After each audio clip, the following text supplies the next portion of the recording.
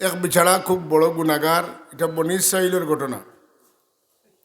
বড় গুনাহগার মরবার আগে তার আওলা দলের কইছে, রে বেটাইন, আমি তো মরলে গিয়ে দুজখ জ্বলতাম, এক কাম করিও, আমি মরি গেলে আমারে জ্বালাইয়া সাই করিয়া আর নদীত ছাড়াই দিও, বাসাই দিও। মানুষে আল্লাহরে ডরাই গেছে। সিদ্ধান্ত ভুল নিছে, কিন্তু ডরাইছে কারে? আল্লাহরে। আমার শাস্তি দিব, আমি তো অত গুণা করছি, মাপ পাই মনে। তবে ফুয়া আনতে কিতা করছেন, বাপ মরার বাদে বালা করে জ্বালাইছেন, জ্বালাইয়া সাই নদীত ছাড়ছেন।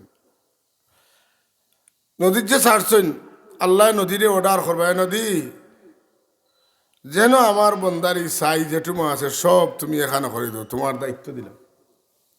নদীয়ে আল্লাহর হুকুমে সাইরে এখানে করিয়া কিতা করে দিব, মানুষের সুরত আল্লাহ দৌড়াই দিবে। সাই এখানে করে দিব, আল্লাহ মানুষের সুরত দৌড়াই। আল্লাহ জিজ্ঞেই বা আমার বন্দা, তুমি তোমার আওলা দখলরে তোমারে জ্বালাইয়া সারখার করিয়া নদীত ফেলাইবে লাগে খেনে কইলাই বলে, আল্লাহ আমি যে পরিমাণ পাপ করছি তুমি আমারে শাস্তি দিবা ডরাইয়া, আল্লাহ আমি কইছি আমারে জ্বালাই দিবার লাগে। তুমি আমারে ডরাইয়া ইটা কইছো নাই নি? আল্লাহ এখন যাও, তুমি যখন আমারে ডরাই গেছো তোমার আমি মাফ করে দেব।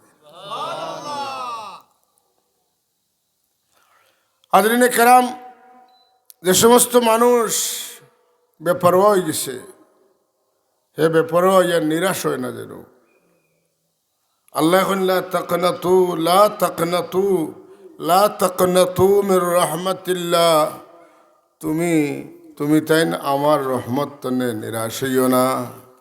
তুমি তাই আমার রহমত তনে নিরাশ হইও না। আমার রহমত তনে নিরাশ হইবা কাফির অকল অথই না, কার হইবা?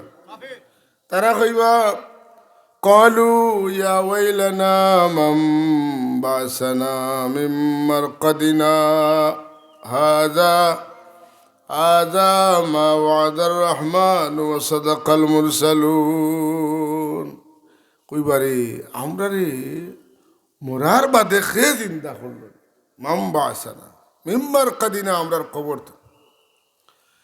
তারা রে জবাব দে হইব, হাযা মা ওয়াদার রহমান ওয়া সাদাকাল মুরসালুন। তোমার তান্ডে জিন্দা করছন রহমান আল্লাহ, আর তোমার তান্ডে নবীয়ে কইসলাম মরার বাদে তোমার তান্ডে জিন্দা করবা। এই কথাটারে আল্লাহ সঠিক করছন, বাস্তবায়ন করছন। সুবহানাল্লাহ। কিতা কইন রসুল্লাহ কইছেন আমরা মরার বাদে জিন্দা হইম? হ্যাঁ,